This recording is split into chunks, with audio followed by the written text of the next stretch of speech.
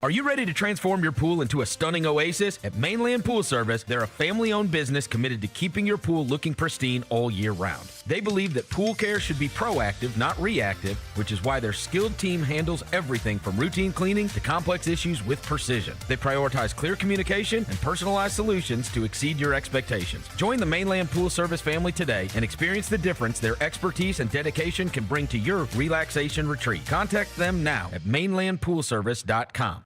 The long goodbye begins. A very special evening with Journey. Final Frontier Tour.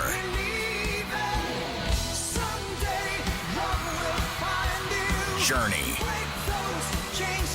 Tickets are on sale now at journeymusic.com.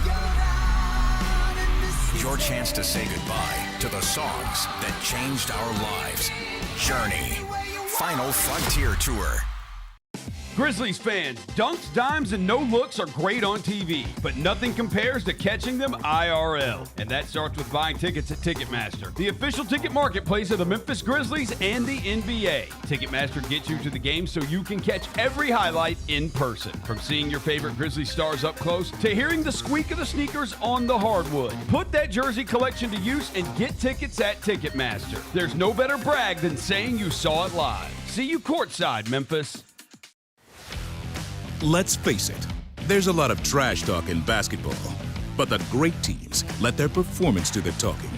Like Ford F-150 with Pro Power on board, a class-exclusive industry-first feature that turns your truck into a mobile generator and leaves the competition speechless.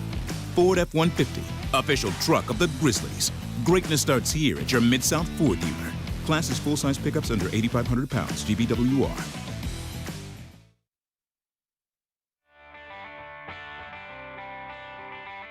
Live from the Built Ford Tough studio at FedEx Forum, it's the Gary Parrish Show, presented by Ortho South, on YouTube at Grind City Media and the official Grind City Media app. Now, here's your host, Gary Parrish.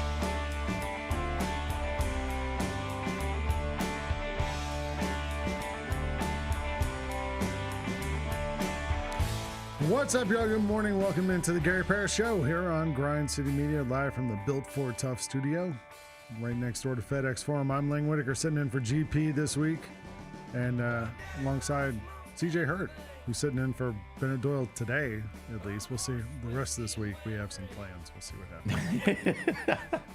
Let's do it. I don't know. We'll see what happens. Anyway, we're here, and we got a lot of stuff to get to today. We're going to start with last night's lost by the Grizzlies to the Washington Wizards, 116-112. We'll get started on that.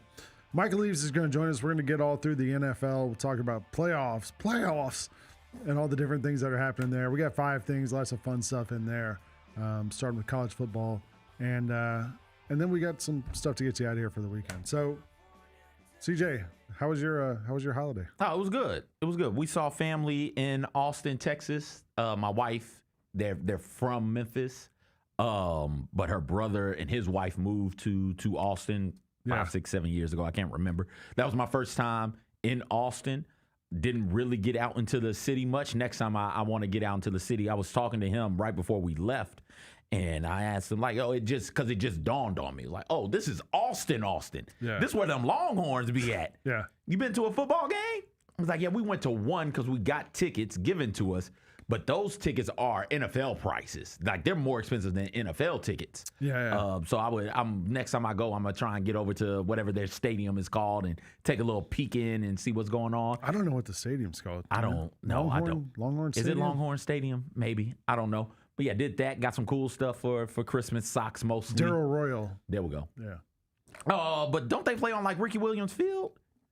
I think they play on Ricky Williams Field. They can't play on Ricky Williams. I think they do. He played there like 10 years ago. I think Ricky played there 20-something years ago. But still. He's a Heisman Trophy winner. That's like, if Georgia played on Garrison Hurst Field or something like that. Like, or Herschel Walker Field. Yeah, you could do Herschel Walker Field. Darrell Royal, by the way, fun fact, the Royal Tenenbaums, that movie, The character is named after Darrell Royal. Okay. They just like the name, apparently. And Wes Anderson went to Texas. We stayed here for the holidays. Didn't do much. Kept it kind of quiet. My son was sick on Christmas morning, and then felt better by the afternoon. But it meant that we did not have to wake up and go running downstairs to open presents. So, it was kind of cool though. Like we woke up and he was like, you know what? Like can we just hang out for a second? So we stayed in bed and we watched A Christmas Story that morning. You didn't watch it from the start. You watched it on the TBS, No, from the right? start. Oh, y'all watched it from the start? Well, okay. we started watching on TBS and there was commercials, so I went on Max and just watched it without you got to watch it with the commercials, man. I don't want the commercials. Okay. Anyway, then we had to work here. The Grizzlies had a home game on the 26th. Got a win. And then the Grizzlies went on the road last night to Washington, D.C., where things did not go as well as they had gone back here at home on the 26th. Grizzlies took a loss to the Washington Wizards, 116 to 112. Second time the Grizzlies have lost to the Wizards this season. And there's a lot of stuff here. I made a lot of notes during this game. I guess my number one note is if you're going to try to get to 500, don't play the Wizards. Not if you're the Grizzlies. Not if you're the Grizzlies, because twice now this season, the Grizzlies have been on the verge of 500 and lost to the Washington Wizards, who I believe have now won, 7 games, although they've won 4 of their last 7. Like they're actually good like the last 2 weeks. But 2 of those were against the Grizzlies. This Grizzlies team, for whatever reason, just the Wizards have their number. Where are we going to start on this one? Jaren Jackson finished with 31 points, hit 2 3-pointers, but they really fed to him a lot in that first half. And we saw Ja do this in that last game also. I thought against Milwaukee, my big takeaway from the return of Ja, CJ, has been that the Grizzlies got through like those first 2 months of the season mostly without a real point guard. Ja was hurt. Javon Small was hurt. So Vince Williams played point guard. Cam Spencer played point guard. Coach Isolo said one day in one of his pregame press conferences that Cam Spencer was nominally the point guard, which I liked a lot because he uses good words. And nominally means sort of like in name, he was the point guard. But Cam Spencer is not like a real, classic point guard. I remember one time I interviewed Don Nelson. And he said Steve Nash, he was talking about Steve Nash as a point guard. And he was like, Nash, he goes, how do like golden retrievers know to do what they do? You don't know. It's just like they're just born with it. I think point guards are like that. They're just born with it. And you've seen now, Ja came back against Milwaukee, got the ball to Jaren in the post, found mismatches. You go here, you go there, you move there. Last night, twice during that game, he moved defenders by looking one way, and then he hit open guys. He hit Cedric Coward on one, and I think the other was Koloko. Mm-hmm. Ja's a point guard. And I think we got by without a point guard. We were okay, hovering around. We're still not even 500 now, 15, 17. But you got by without a point guard. Now you got a point guard back, and you got a really good point guard. Ja was struggling last night from the field a little bit. He hit 3 threes. The Grizzlies were minus 20 while he was in the game. He finished with 21 points, 7 assists. I thought the bench last night was kind of the big disappointment. This Grizzlies bench has scored so many points this season, leading bench scoring in the NBA. Last night they got outscored 28-14. No, that's fast break points. Got outscored on the bench. I wrote it down somewhere and I lost it. Didn't play great off the bench last night. Yeah. And part of that, look, Santi's moved into the starting lineup. You're without Landale. Jock Landale's been a big part of that game. KCP got hurt. KCP gets out.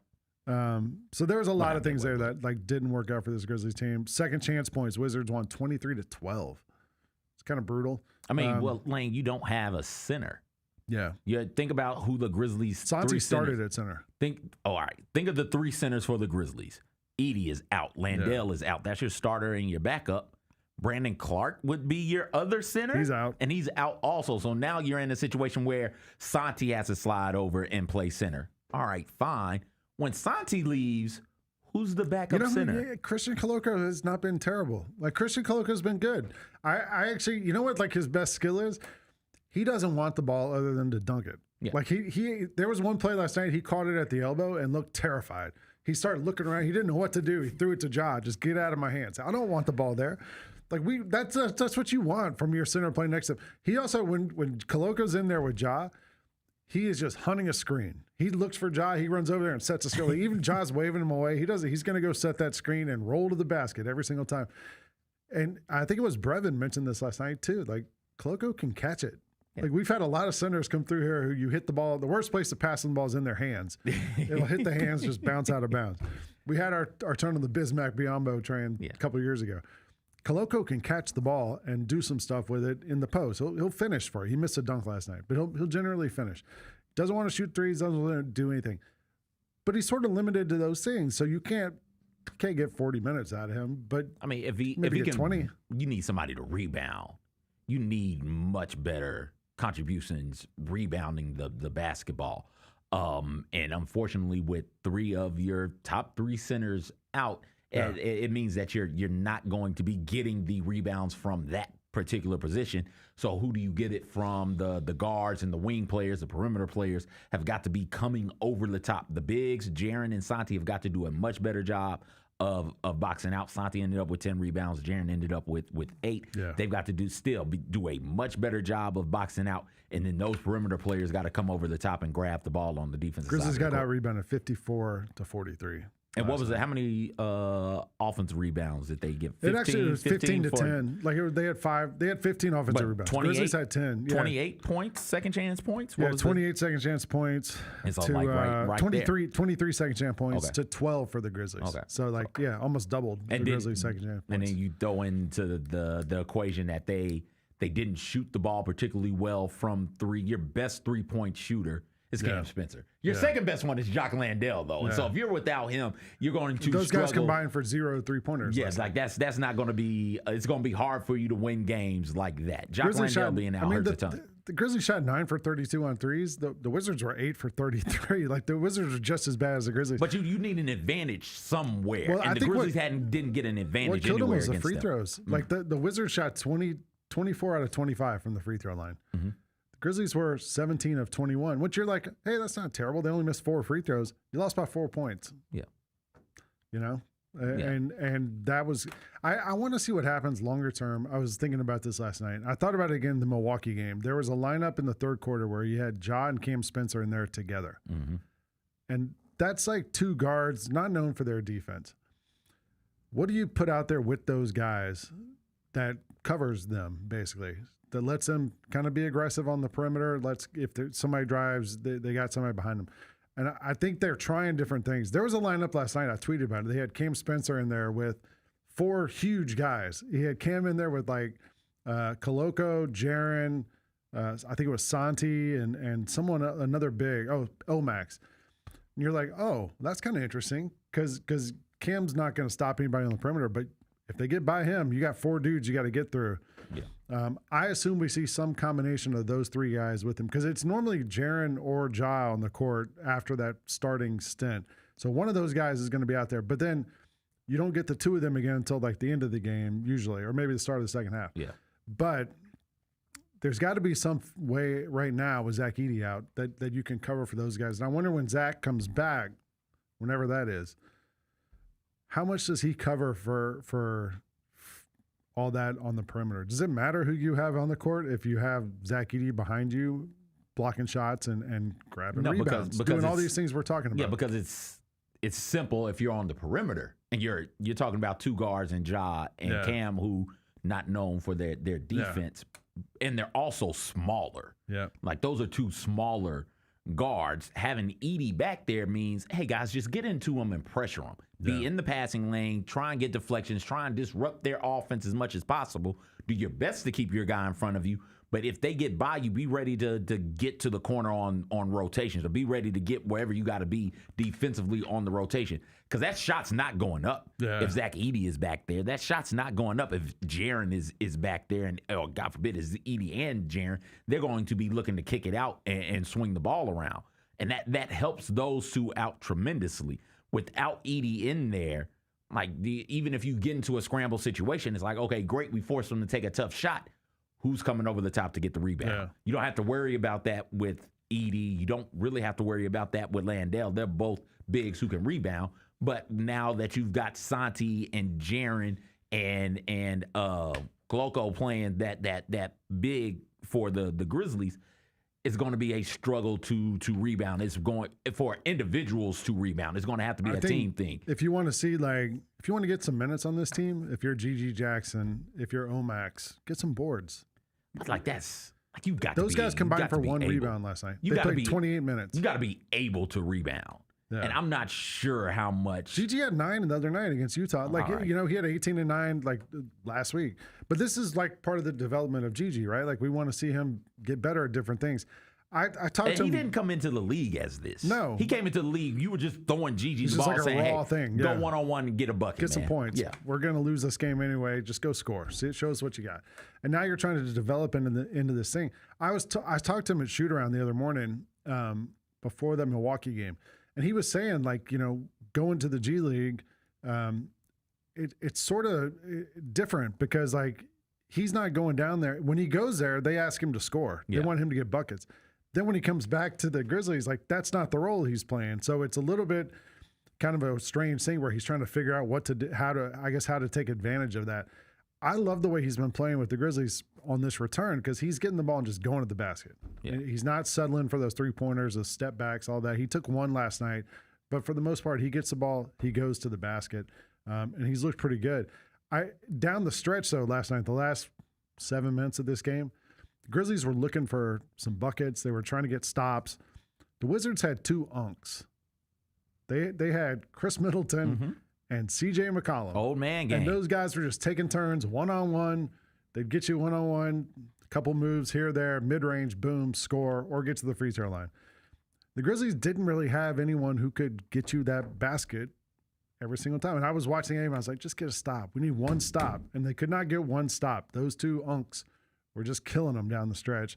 And I wonder if the Grizzlies can find an unk somewhere.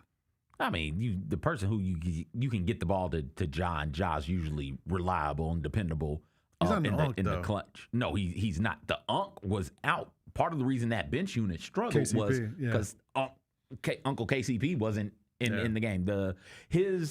I knew KCP was a good player. I knew he was a heady, smart player. Yeah. Watching him though and seeing it on a game in, game out basis. Yeah. Is really, really impressive. There are moments when he's on the court, and I said this on Jessica's show earlier, he's guarding 2 people. Yeah. He's guarding his guy, and then he's telling the person, hey, you're not where you need to be. Get over or get further up. Go here, go there. Offensively, he's doing the same thing where he's in his spot. He knows where he's supposed to be, but he knows, hey, you're in the corner. You shouldn't be there. Yo, cut. And then that person's like, oh, yeah, you're right, Uncle KCP. I do need to cut. And then they cut. So having him in that bench unit has been so very, very helpful for them. And losing him in that game, I think, is part of the reason why the bench unit struggled. Tough. You bring up Gigi talking about going from the Grizzlies to the Hustle and the difference in roles. Did you play junior varsity basketball? I know you played varsity. I did, yeah. 0-12. Did you? Hey, that's JV. But was your role the same? Because I played JV my sophomore year, and I had to go get buckets JV and then just set screens and pass the ball. I was a starter on the JV. On the varsity, I was the backup point guard, 3rd string point guard. How many quarters could you play? Could you play the whole JV? Yeah, could you play the whole JV game I in the whole whole varsity? A lot. We weren't any good. We were terrible. They up here TSSAA, at least when I was playing, you were limited to 6 quarters, not including overtime. So if for you what? For the day. Oh. For the day. Oh, so no, if you play varsity, I wasn't on both at the same time. I was on both at the same time. And so it was the same day. So if you played varsity, coach wanted me for 4 quarters varsity, I could only play 2 quarters in JV. And I had to go out there and because when I left, boy, we were not going to score anymore. So I had to go out there and get all of the buckets JV and then get to varsity, and I better not look at the damn goal. Yeah. If I took a shot in varsity, my coach was pulling me immediately. It's like, yo, you'll never play varsity again if you do that. When I was in 10th grade, I started on the JV, went 0-12. Okay. 11th grade, I moved up to the varsity. We went 26-4. Okay. How about that? Nice. Nothing I had to do with the 0-12, I was a big part of that. We lost our last game. It was 80-26, the last game of the season. And the coach was so mad, he got on the bus and didn't say a word the whole way back. It was just silence, just sitting there steaming. We lost to MLK up in Nashville, magnet school. They had dudes who were varsity playing freshmen. Yeah. And so we lost freshmen my freshman year. our varsity coach, you got different JV coach, different freshman coach, different varsity coach, all on the same staff, but different coaches. Our varsity coach came to the practice. It was like 18 dudes on the team, and he called us over there individually. He was like, hey, you can go ahead and quit now. You're not going to play varsity. You're fat. You're out of shape. You're a bump on the log. You can't dribble. You can't dribble. You can't dribble. All of y'all leave, right? We don't need this. Y'all are terrible. We didn't cross half court. We did that's how bad the game. It's a freshman basketball game. Nobody shows up but parents for freshman basketball. Word got around the school that it was the first quarter and we were down 30 and we hadn't gotten across half court. Everybody came to watch that game. The worst. It was awful. Yeah, the worst. Somebody in the chat asked, do we have an update on KCP? We don't. I would assume we'll know something soon, maybe today because the Grizzlies play tomorrow. What happened to Coward? I think Jai and Coward are still on minutes restrictions. That Isolo mentioned that the other night before the game. Coward played 23-something minutes. Jai was 27, and he said they're still trying to get those guys back to, you good with, full power. With Coward's game right now? His best skill is that he just drives to the basket. Like, he doesn't really have a move, a mid-range, something like that to go to. But I like his aggressiveness, and like that's his thing. He just gets the ball, puts his head down, and goes. Grizzlies play here at home tomorrow night against Philadelphia 76ers, who lost last night to the Thunder. This is the giveaway tomorrow night. We get the Ja Morant call 12 on this side, and the Block Panther on the other side, the lunchbox here. You can get your tickets at Ticketmaster for the game Tuesday night against the Philadelphia 76ers. We're going to take a break. We're going to come right back. The great Michael Eaves is going to join us from ESPN. You're watching the Gary Parrish Show here on Grind City Media. The Grizzlies are the one thing everyone in the family can agree on. So join us every Sunday this season for Sunday Family Fun Days. It's a steal at just $35 and includes a ticket to the game, a $10 food voucher, post-game free throws on the court, and a meet and greet with mascot Grizz. Space is limited, so grab your tickets now for this unique experience your family won't soon forget. Go to grizzlies.com/Sunday and have a fun day.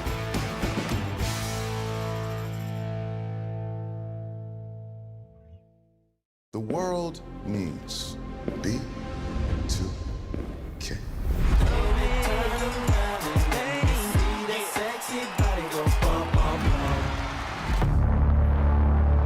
B2K's breakup was a huge shock to their fans.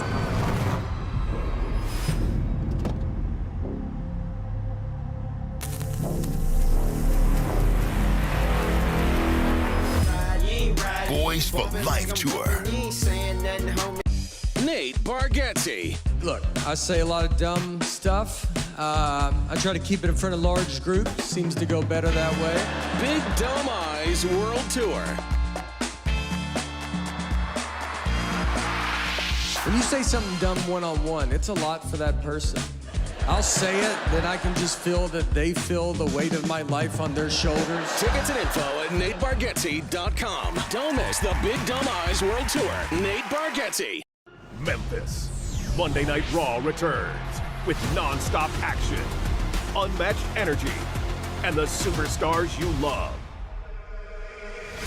We don't get mad, we get even. We don't go home till we beat them. This is our time, we ain't leaving. Give me the crown undefeated. Witness the moments you'll never forget. Monday Night Raw, Memphis. Monday, February 16th. Tickets and ringsider packages on sale next Friday.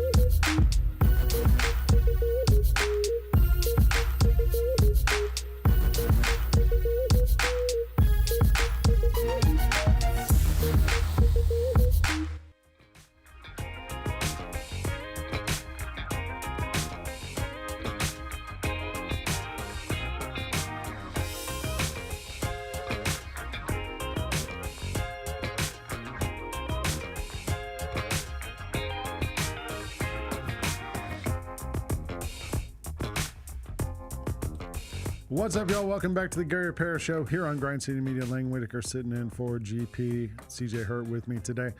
And we are joined now, as we always are on Mondays, by the great Michael Eaves. I'm noticing, Michael, that I'm sitting here with like a some bobbleheads behind me and a basketball. You got Emmys just like stacked up behind you.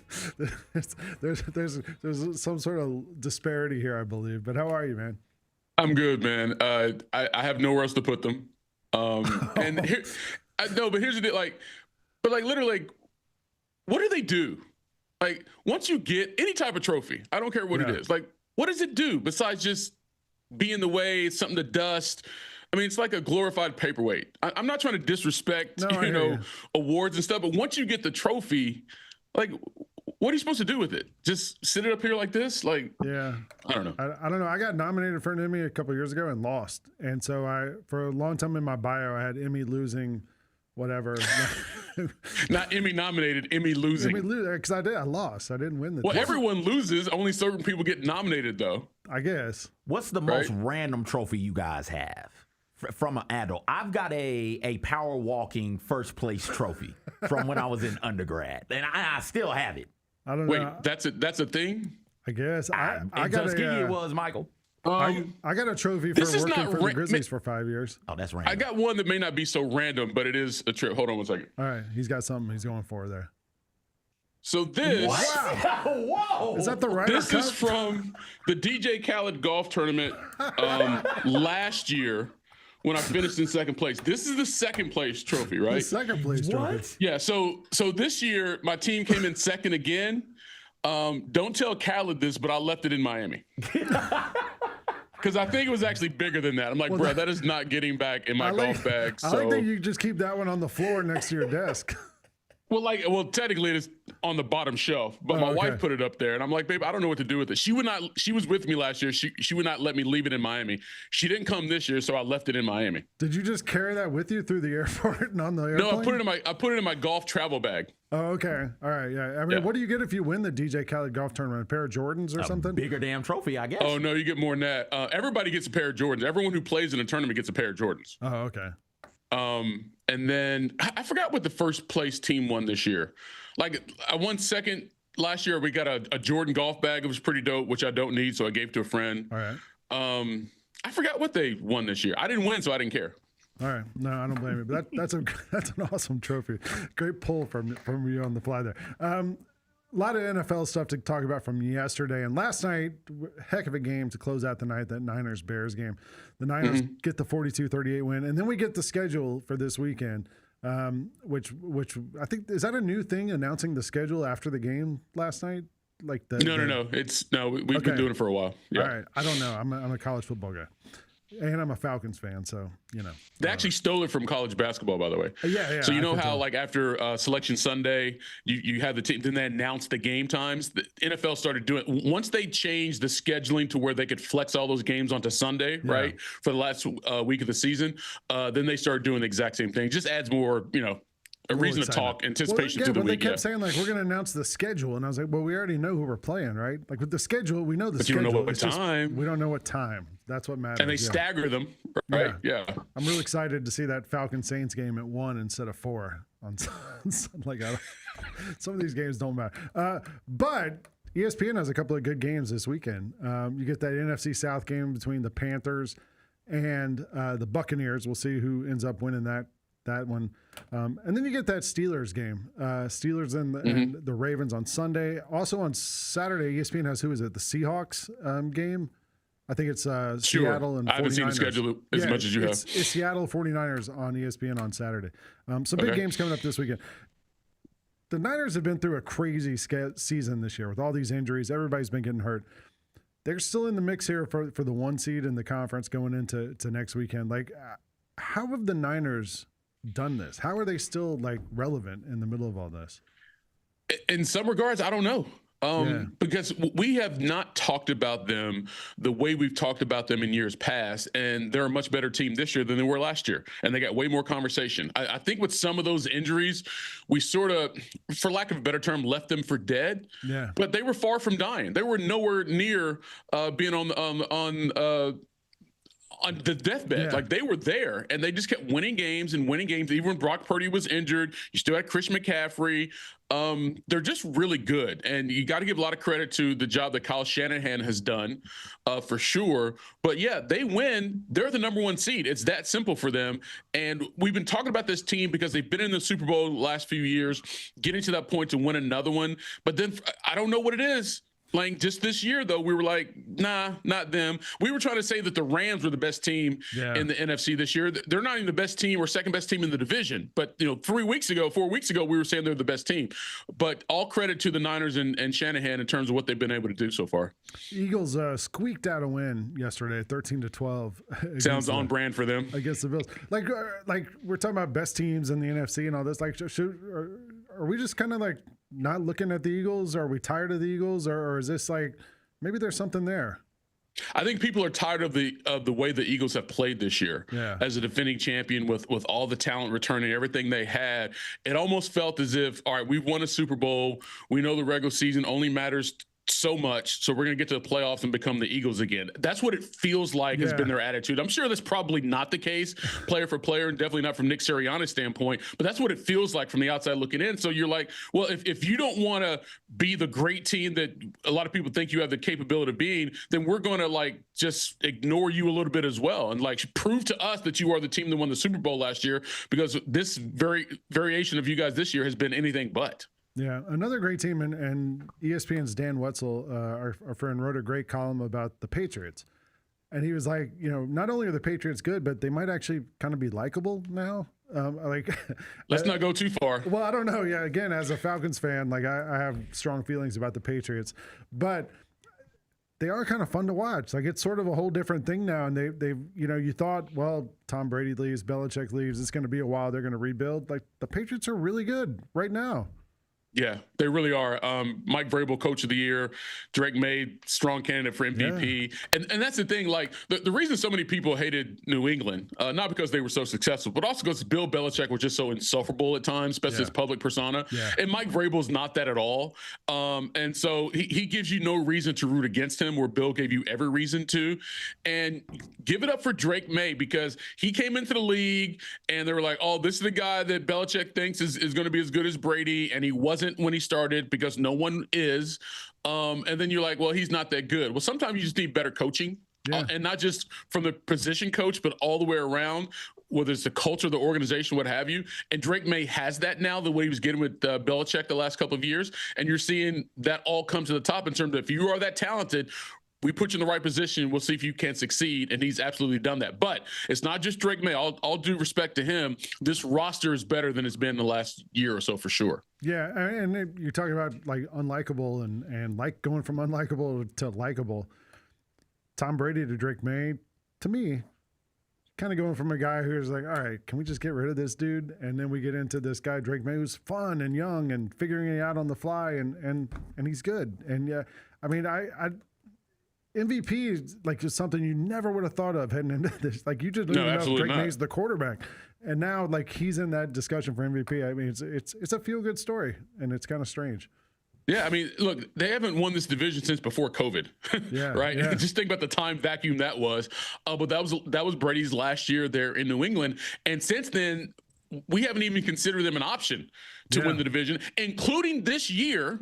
We did not think they would win the division because of Josh Allen and the Bills, but just even more credit to what they've been able to do when no one thought they were capable of doing it. And the way they played against Josh Allen and the Bills themselves, that tells you they're clearly the best team in that division. Yeah, for sure. We thought the Colts were one of the best teams in the NFL for a large chunk of this season. They were one of the best teams, and then Daniel Jones goes down, and they bring in somebody who I think somebody like myself can respect, Phillip Rivers, like because he's an old guy trying to make it in the NFL, and as a fellow old person now, I get it, man. Like I wake up out of bed and it takes me a while to stretch. Like the other day I sprained my back cooking dinner. I don't know how. I mean, I'm just old. Like, things happen to you now. So when Phillip Rivers takes a shot at this thing, you kind of root for him. You're just like, come on, man, like do it. Just do it for all us old people. He didn't win a game, but can you look at Phillip Rivers' performance over the last couple of weeks and find anything there? Like, is there a moral victory there? Oh, absolutely. And matter of fact, it's more gutsy than I think people giving him credit for. I mean, granted, he was an all-pro level quarterback when he played, but he hadn't played in a while. Yeah. And when you get away from the game, that speed is pretty drastic when you get back. And the fact that he came back, played, did not get hurt, I think that's a huge deal. But like we were talking about last night on the end of SportsCenter, Nicole Briscoe and I during last call, it was a great moment because, especially for someone who's older than you, Lang, it was further proof that you shouldn't be afraid to try something, even as you get a little later in life. Now, granted, we'll never have the opportunity to try to go out and be a quarterback in the NFL again, but sometimes there's certain moments in your life you feel like you're too old to try something or to do something again. Yes. And maybe that's your fear more than your capability. And Phillip came back and proved that, it was the fear, not his capability. Granted, he didn't win a game, but hell, no one won a game for the Colts after Daniel Jones went down, so it didn't really matter in that regard. But he was out there, and they were in games. They had chances to win, but he wasn't afraid to fail.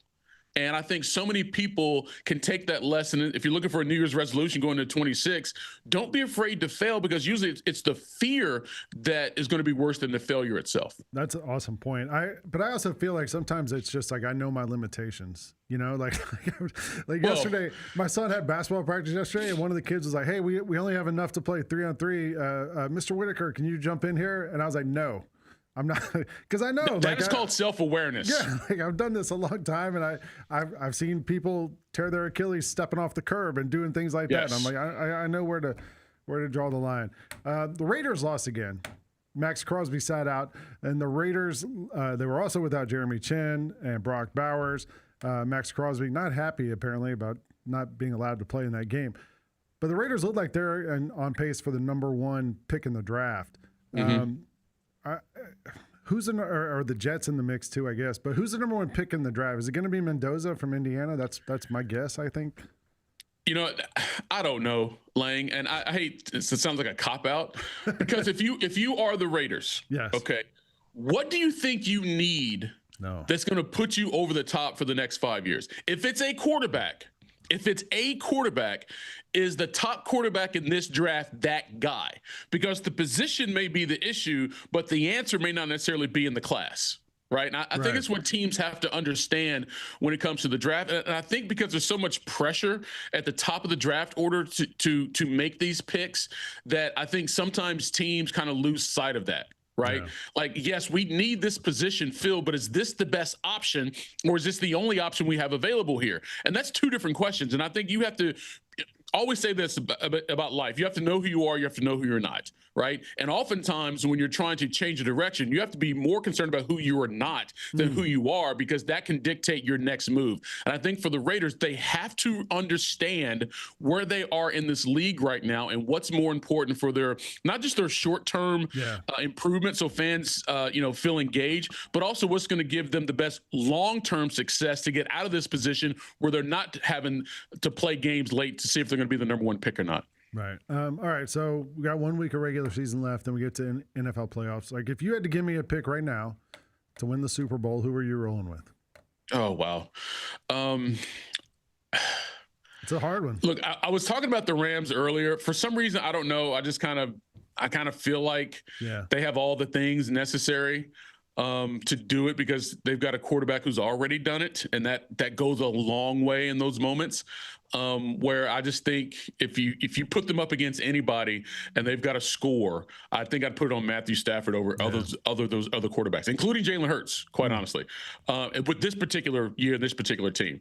And I don't think there's a team in the AFC that can win. And I'll say this will be a huge dent in the resume of Josh Allen if his team cannot get to the Super Bowl with no Patrick Mahomes, no Joe Burrow, and most likely no Lamar Jackson in the playoffs. His route has been cleared, and he made a terrible throw at the end of that game last night. If that had been Lamar or Jalen Hurts or somebody else, we'd be roasting them today. It's all set up for him. And if the Bills don't make the Super Bowl this year, there will be much more criticism coming Josh Allen's way, despite the MVP trophies. Yeah, it's funny because on that last pass, I saw like a couple of stories, and they're like, "Well, he missed him." You're like, well, yeah, but like you can't miss that guy, right? Like that. You can't. Now look, he was mad. He knew it. He owned it, the whole deal. But that's not the point. Yeah. You have to make that throw. That's your throw. Every quarterback in the league has to make that throw, especially a guy who's an MVP. Yeah. Right. Yeah. And anybody else would be getting roasted right now. So before I let you go, I'm an NBA guy. I follow college basketball kind of when NFL and football ends. I see the UK. I know you're a UK guy. I've seen sort of anecdotally on Twitter, I just see people complaining about UK and the UK basketball program and they don't like the state it's in, whatever. Can you give me like a quick summary of what's going on with UK basketball right now?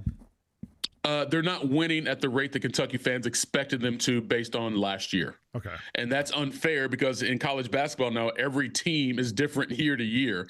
Yeah. And they've had injuries. Like their best point guard has been injured the majority of the season. And their best big man just came back a couple games ago. So they just haven't been the team they were going to be anyway. But Kentucky fans don't care about that. Like Kentucky fans can be obnoxious like Alabama football fans. Like even when they're playing great, it's not enough. And if they're losing, the world is ending. But again, two of your best players have been injured. Now they're back. So let's see what happens now. Like if they stumble, start SEC play and go into the tournament as like a 7 seed or something, okay, fine, you can be that gripey fan. But as of right now, they need to ease up a little bit based on the fact of the players that you haven't had available for every game. Yeah. All right. Well, Michael Eaves, always love getting to talk to you. You can catch him on SportsCenter all the time. He's always on there on ESPN. If I could send you a trophy, I would. But no, don't. I don't think you have room for it. Don't. I've thrown away so many trophies. Don't do it. I don't want you to treat my trophy like a DJ Khaled second place trophy. I want you to find a space for it. Anyway, thanks for joining us, Michael Eaves. Appreciate you. All right, man. Take care. All right. That's Michael Eaves from ESPN. I'm Lang Whitaker. He's CJ Hurt. We're going to take a break. We're going to come back. We got 5 things to get into here on the Gary Parrish Show on Grind City Media. Sonic Radio. Welcome back to Sonic RNDIO. That spells radio with me, the CIO. This just in, the new Sonic $1.99 menu lets you build a crave-worthy meal for just $1.99 an item. Whether that's a creamy shake, crispy tots, or a quarter-pound double cheeseburger. This just out. Ostriches. They're mean, not very cute, and in my opinion, way too big for a bird. Don't miss the Sonic Fun 99 menu. 5 items, always $1.99. Live free, eat Sonic. Tax not included. See menu for details. It's gonna be food.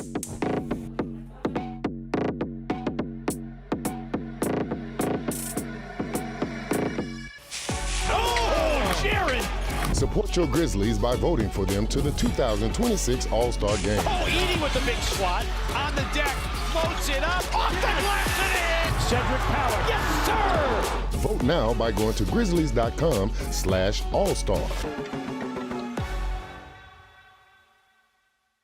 Kroger shoppers and Grizz fans. Want exclusive last-minute discounted ticket deals texted straight to you? Sign up with the new Kroger Buzzer Beater deal. Fans can sign up by texting Grizz to 636-479 or visit your local Kroger store in the Delta Division and scan the QR code.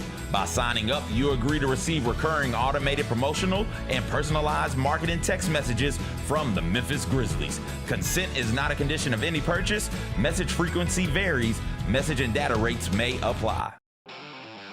Thanks for showing up, Memphis. Nothing compares to catching your Grizzlies IRL. And that all starts with buying tickets at Ticketmaster, the official ticket marketplace of the Memphis Grizzlies and the NBA. Ticketmaster gets you to the game so you can catch every highlight. Put that jersey collection to use for the next game and get Grizzlies tickets at Ticketmaster. Whether they're here at FedEx Forum or on the road, Ticketmaster's got your back when it comes to scoring tickets. And there's no better brag than saying you saw it live.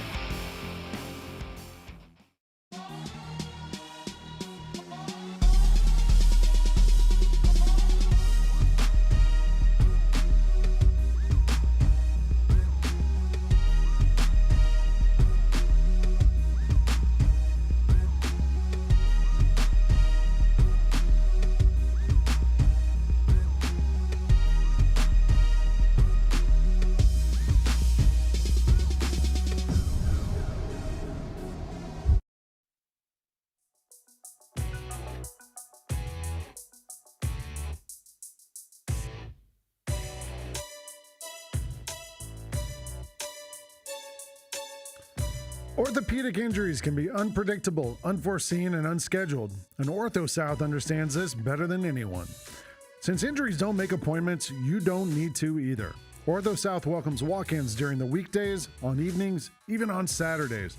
So the next time an unforeseen injury makes an unscheduled appearance in your life, visit orthosouth.org to find your nearest urgent care location. Just walk in, and OrthoSouth will take care of everything, especially you. Learn more at orthosouth.org. That's OrthoSouth at orthosouth.org. Welcome back to the Gary Parrish Show. I'm Lane Whitaker sitting in for GP. CJ Hurt sitting in for Big Bad Bennett.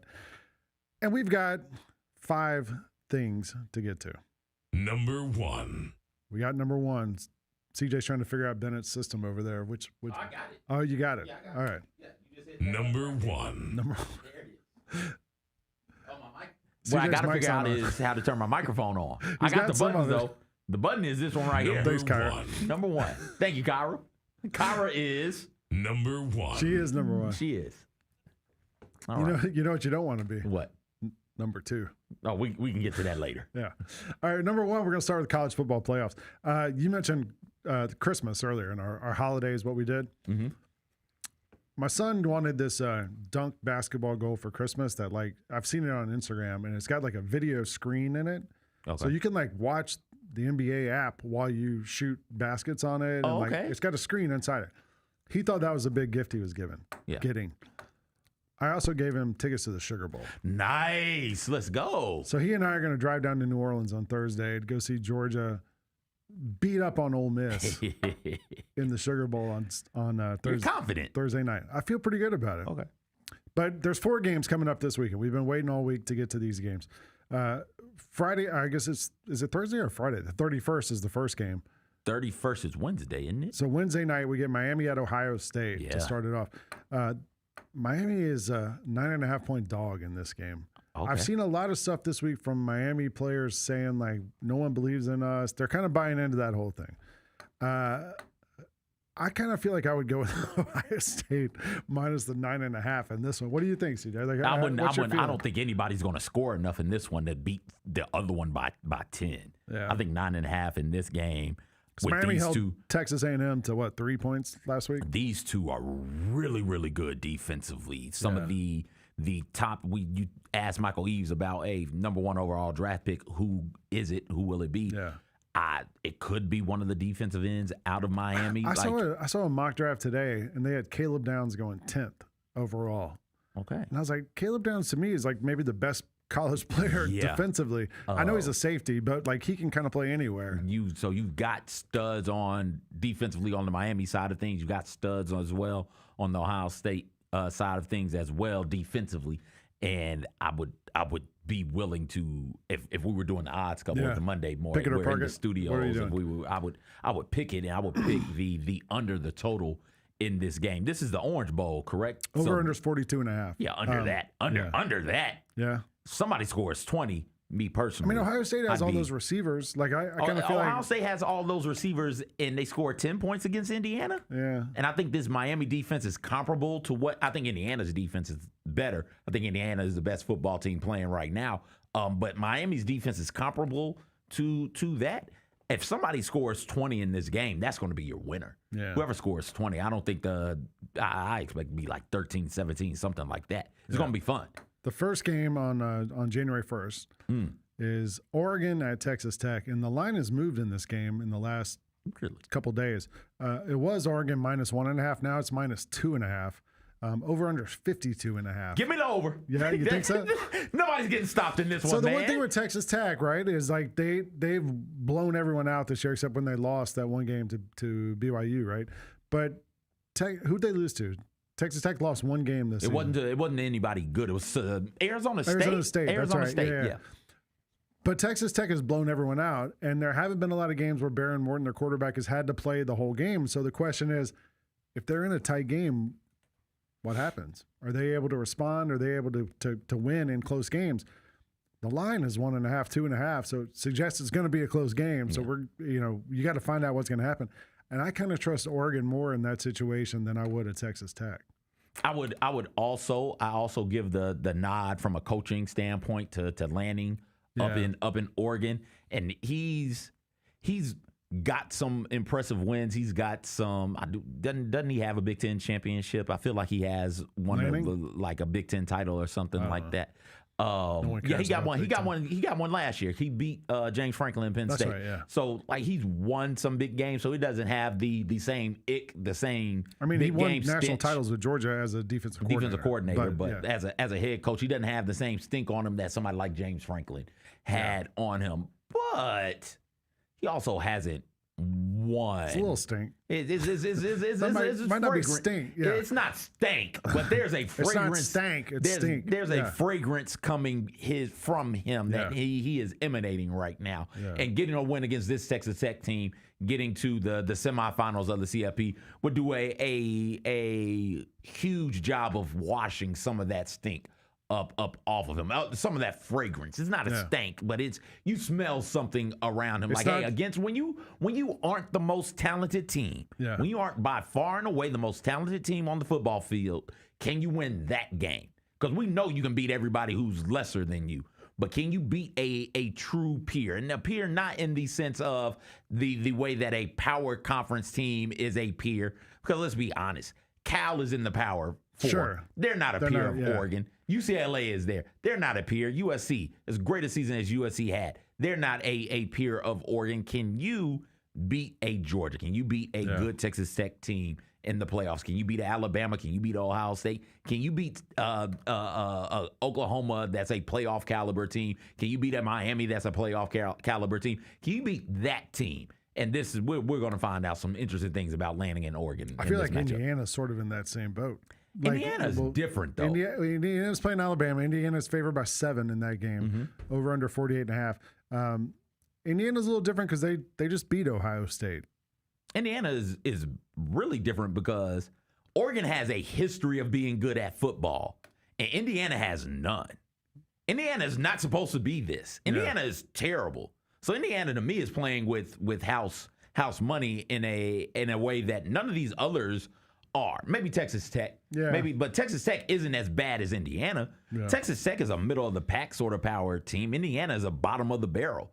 Who's the worst power football team program? Like Kansas is awful. Yeah. Vanderbilt isn't very good. Vanderbilt's in the mix. And it's Indiana, right? So Indiana playing in this type of a game, I don't think it's the same stench that Oregon has with landing. Indiana smells beautiful. It smells like a Glade plug-in, I guess. I don't know what fragrances y'all got in your house. Signetti he doesn't look like he would smell like a Glade plug-in.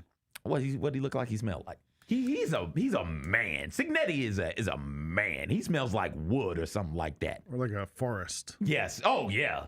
Yeah. With a little hairspray. Like Paul Bunyan's armpits is what he smells like. Just real. What does that smell like? Like nature. Like nature. Real fragranty. The blue ox? Babe the blue ox, yes. Yeah, smells blue. smells like Babe. Yeah. Yeah, but that's going to be – I will take Indiana in that game. Again, I think Indiana is the most complete and the best team in there. They've been awesome all year, and it's hard to I thought they were going to lose to Ohio State, and they handled that easily. Yeah. I would say Alabama, to me, has been like one of the most disappointing teams this year, just knowing what that roster is made of and everything else. But they have somewhere in there's an awesome team. They just haven't been able to kind of consistently find it. And we'll see if they can run the ball. They haven't been able to run the ball. They've got a roster full of 5-star players. I don't know if they can find it. What more do you people want from Alabama? Not 4 losses. Because if they lose to this one, but they won the SEC regular season. Yeah, they did beat Georgia. That loss to Florida State. That one at Georgia. Loss to Florida State is abysmal. It's terrible. Yeah. It could have kept them out of the playoff. But they got to the SEC championship game, got into the playoffs, won a playoff game. Yeah. If that's terrible, there are a whole lot of teams that want that type of terrible season. It's like Michael talked about Kentucky fans, right? It's like the same standard. It's like we gotta. Yes, that's. I got you. There's a different standard. I'm not an Alabama fan, so I can look at it reasonably and say, holy hell, that's a really good season for anybody. Yeah. Anybody. But against if it wasn't Indiana, if we changed the uniforms and made it look like Notre Dame or made the uniforms look like Penn State or made it look like Florida State, we would all believe, Indiana's going to go out there and handle this team. But unfortunately for them, it is Indiana football. And while Indiana is favored, it doesn't feel like they're favored. It still feels like they're the underdog in this matchup. And I think they'll play with that sort of a chip on their shoulder as well. But I think Indiana is the best team in this thing. It's and funny I'd expect them to run through Alabama because Alabama, not only do they not run the ball well, it's not like they figured out a way to all of a sudden stop the run either. I don't know what the hell Oklahoma was on. Yeah. They got up 17 in the first quarter. Just stay on them. Just stay on their necks, and they were unable to. Indiana's not going to have that problem. It's funny because Indiana could make it to the championship game, and I think for the next 5 years, you'd still think, they're not quite there. Yep. You know, like they just have that, like you said, the stink of just not even a stink. Second losing its program in college football in FBS. That's crazy. Last one, as I said, I'm going to the game. Ole Miss at Georgia down in New Orleans at the Sugar Bowl, -6.5. So when they played during the regular season, Georgia's favored by 6.5, over under 55, which is the most out of all these games. When they played in the regular season, Georgia did not punt the ball. When they played in Athens, Georgia managed to, but they were down 9 in the fourth quarter. Yeah. Came back and won that game. They didn't punt the ball, but they had some turnovers, had some field goals, plays like that. And basically, it feels like this game is just like if you stop Ole Miss once and get ahead of them, like their offense is really good. Their defense is not very good. And if you can outscore them, you're going to beat them. So you got to get one stop somewhere in there and be able to get ahead and then kind of play downhill against Ole Miss for the rest of that game. And I think Georgia can do that. Like, this is a Georgia team that has gotten better every single week as this thing's going along. I'm the last person in the world to feel confident about my teams. Like, I generally see the glass as half empty all times. It's weird. I feel really good about this Georgia team. And I think, like, we can handle this one. Also, it would just be fun to beat Ole Miss with all those Ole Miss fans there. Because there's going to be a lot there. It's in New Orleans. What do you think the split is going to be? Well, because it's not like Georgia fans don't know their way to New Orleans. It's not like they don't travel well. However, some of my Ole Miss friends, when the game got announced, one of my buddies said, "Hey, you going to go to New Orleans for the game?" And just to troll him, I was like, "No, I'm saving my money for the later rounds." But that is a real thing, like, because if you win this game, the next week's in Phoenix, so you got to go to Phoenix. If you're a fan, you got to save money to go to Phoenix for that game. If you win that, it's in Miami, the championship game. So that's 2 pretty far trips you got to deal with, and hotels and all that stuff. Like, if you're going to go to all 3 of them, God bless you. But I wonder if some fans would kind of be like, we'll save some money here. And because a lot of Ole Miss fans I know had to buy tickets and go to the game last week, the play-in game, to get in. So they're already, like, my friend was like, I'm going to the Sugar Bowl. Even if we win, this is it. I'm out. Yeah. So I bet it's probably more Ole Miss than Georgia at that game. Maybe like 55-45. What day is that game? It's is that January 1st. It's the 1st. At 7 p.m. So I hear what you're saying. It's New Orleans. It's the Sugar Bowl. We were there last year. And it's New Year's Day. So you're going to that one. I can see maybe Phoenix not making it, but you go to the New Orleans game because it's in New Orleans. You want to party in New Orleans, and then end the party with a Georgia football game. Yeah. And then you've got a week to stack your bread and get down to Miami if you're so fortunate. You got to go to Phoenix. No, you're not going to Phoenix. Isn't Miami? Wouldn't Miami be 2 weeks away? 3 weeks? 2.5. I don't know. That's the championship game is Miami. Yeah, so but the Final Four is in Phoenix. Point is, you got more than enough time to stack your bread, to hustle, and get to Miami for the championship. We looked the other day, me and my buddy, just to get into right now tickets just to get into the championship game, $2,000 a piece. I assume that goes down as you get closer to it. Why would it go down? Because less people are going to be involved in the mix, and you're going to get down to just 2 teams who've spent all their money going to all these other games. So the fans are going to, I bet it goes down, but we'll see. But my buddy texted me, he was like, is there a limit for the amount you would pay? And I said, yes. Definitely it is around 2,000. Yeah. I don't want the decision to come down to, do I buy new golf clubs or do I go to this game? Or like, do I eat? Can I pay my rent and go to this game? We need to, maybe the powers that be around Grind City Media can send somebody to the game to cover it. If Georgia makes it. Anyway, let's go to number, you ready? What? Number 2? Let's go. Number 2. I saw you guys talked about this on Jessica Benson show. The Pop-Tart Bowl was pretty much all you could ever ask for from a college bowl game. It was a great game. It's two ranked teams, including the team that had a pretty good argument for being in the playoff and didn't make it, BYU, against Georgia Tech, who was really good for most of this year in the ACC, knocked off some good teams, just barely lost to Georgia a couple weeks ago. Get to see them go at it in the Pop-Tart Bowl. But really, the Pop-Tart Bowl is about the spectacle of it, right? Like that's why we're there. Like nobody, I guess there were some people who watched it for the two teams involved. Losers. The other 95% were watching it for the Pop-Tarts. Damn right. I was trying to explain to my wife why my son and I were really into this game. And she was like, what do you mean? I was like, well, they're going to sacrifice a Pop-Tart at the end of it. She's like, what do you sacrifice? I was like, yeah, they're all alive, but some of them go through that toaster and die. And then they eat them. But the whole thing was great. I had some of my favorite clips were earlier. Here you see the Pop-Tart. This is why Washington crossed through the Delaware. You see it. Which one would you want to take a bite out of? Strawberry. Strawberry is the best Pop-Tart flavor. One of them made a run for it before they went in. Slamming Strawberry made the run for it. We got to find him and bring him to justice. Yeah. We don't want him getting back to the Pop-Tarts and telling them, hey, there's more to life than dying for these people's pleasure. There's not for a Pop-Tart. Like that's your goal. But he took off running, and my fear is that he gets an army of Pop-Tarts to come back. Yeah. And they decide, we don't want to be eaten anymore. And in fact, we're going to do the eating. Think, what's the movie with the apes, with the monkeys?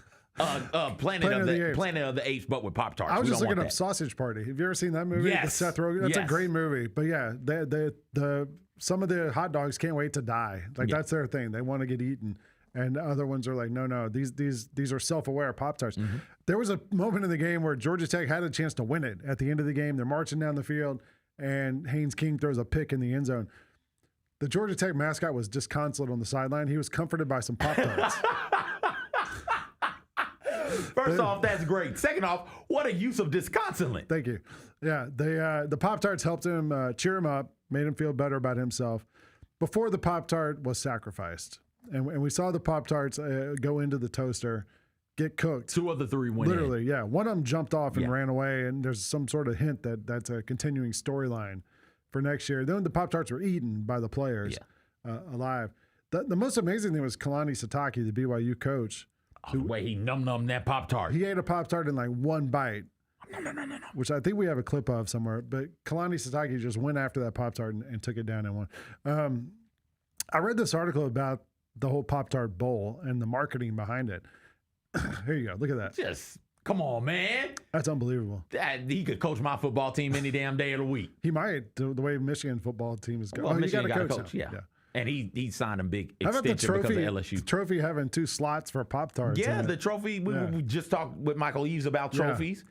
That trophy has toaster. Like it's built, all of them. Last year's, the year before that, and I think the year before that, I think this is the 4th year. I don't know. We hadn't always had the Pop-Tart bowl, but all of the trophies come with the ability to toast your Pop-Tarts. So there's all these weird bowls, right? The Snoop Dogg Bowl, there's the Barbecue Bowl, there's the Duke's Mayo Bowls this week, and now the Pop-Tart Bowl. Pop-Tart, the brand, had a meeting when they took over this bowl, and they're like, we want to get the most for our money. What are we going to do? And one of the people apparently suggested, let's have the Pop-Tarts be eaten at the end of the game. I'll turn up. And they were all like, that's ridiculous. And then they said they couldn't stop thinking about it. And it was like such a good idea. So they like totally leaned into it. Now we have a storyline with these Pop-Tarts. There's a merch they just announced right now. There's merch you can get sprinkle quarter zips, which is another thing kids are into now, quarter zips, and hoodies and all this other stuff. It's like a whole thing. I was thinking about it. I saw someone tweet about this weekend, that the Pop-Tarts should sponsor the NBA Cup. Because like the NBA Cup is fine. It was a good game this year. It was exciting. The Knicks won the cup. What if there was like a whole, like that's what makes it fun, is like the whole storyline underneath the game itself, right? Like, so if there was like an NBA Cup secondary storyline to kind of carry your interest, where even if your team's not in it, like it was the Knicks and the Spurs, like I don't really care about either one of those teams. I watch it. I was kind of interested, but like other people don't care. What if you cared about the cup itself? What if the cup had a storyline? The cup's trying to escape. The cup's trying to do something. Okay. I don't know. We got to come up with something. Maybe like boost interest in the cup. Got you. But the Pop-Tart Bowl itself was a home run, I thought. Yeah. Did you watch it? Yeah, I watched it. Yeah. I watched it, and I watched it for the most part. For the Pop-Tarts? No, but the Pop-Tarts are great, right? Like I'm excited to watch the Pop-Tarts do. But this was one of the bowl matchups I was curious about. Yeah. BYU and It was Georgia two good Tech. games. It was two good teams. Yeah. It was two teams who were in playoff contention for majority of the year. BYU either as a Big 12 champ or as an at-large, and Georgia Tech as an ACC champ. These were two good teams. The same reason I'm going to sit down and watch like the Citrus Bowl, where it is Texas taking on Michigan. That has the blue blood aspect of it also, but it's two teams who have pretty good seasons. Did they have great seasons? Did they have special seasons? Did they have once-in-a-generation type seasons? No, but they are good football teams. And then you throw on to it the circus that's been Michigan football following the season, and that adds a little bit more interest and intrigue to it. And that's what the Pop-Tart Bowl does without the scandals, without the ridiculousness of a coach messing off with a grad assistant and then breaking into a house with a butter knife is like, I'm going to kill myself. Without that, they do it in a really fun, non-scandalous sort of way. And that's why that bowl is one of the better bowl games from a visual standpoint every single year. Also, with all these players opting out, like you don't know what you're going to get from the teams. You know what you're getting from the Pop-Tart Bowl. Like maybe the game's good, maybe it's not. Who really cares? Like you just want to see Pop-Tarts get cooked. And I want the Slammin' Strawberry to make his way to Notre Dame's campus next year. That's what I want. Notre Dame doesn't. They're not interested. Yeah, I don't care. Do it to spite them. What would be fun is if Slammin' Strawberry just shows up on the sidelines throughout the season. In different places. Like where is Slammin' Strawberry going to end up next? Slammin' Strawberry doing it because bowls. The organizers of bowls do that. They show up some of those sidelines teams think they're going to make the playoffs. So you probably don't want the Slammin' Strawberries. Yeah, it doesn't matter. It'd be like like an omen showing up on your sideline. You're not making the playoff, buddy. You're going to the Pop-Tart Bowl. Sorry. It's a great bowl to go to. It would if be, you win, you get to eat Pop-Tarts. If well, you lose, you get to eat Pop-Tarts. The BYU players were like, this was an awesome week. We got to go to Disney World. We went to the Universal Studios. We got to hang out in Orlando. It was warm. You get to spend Christmas down here. Like that's a good thing to do. I would think if you're a team, like if you're not going to the playoff, maybe have some fun. That's what you want is to go to a place that under a normal circumstance you wouldn't get to. Yeah. And have it be a city where there's a ton of fun things to do. Did you see Booger McFarland, the clip of him?